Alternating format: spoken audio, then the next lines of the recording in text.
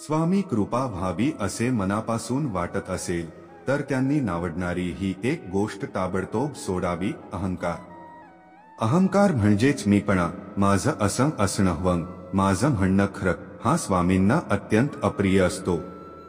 अहंकार माणसाला भक्तीपासून दूर नेत असतो. स्वामी समर्थ हे नेहमी नम्रता, सेवाभाव आणि श्रद्धा यांचं महत्त्व सांगतात. म्हणूनच जर खरंच त्यांच्या कृपेचा अनुभव घ्यायचा असेल तर पहिलं पाऊल म्हणजे अहंकाराचा त्याग करणे. लक्षात ठेवा, जेव्हा मी नाहीसा होतो तेव्हाच स्वामी दिसू लागतात. स्वामींची कृपा फक्त नम्र मनावर.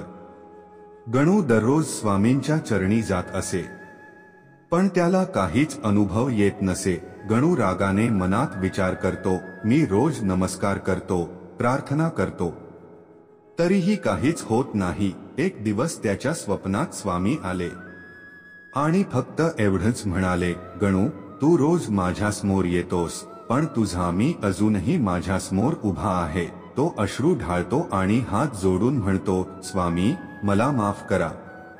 त्या दिवसापासून गणूने अहंकार सोडला आणि त्याच्या आयुष्यात खरंच बदल घडायला लागले.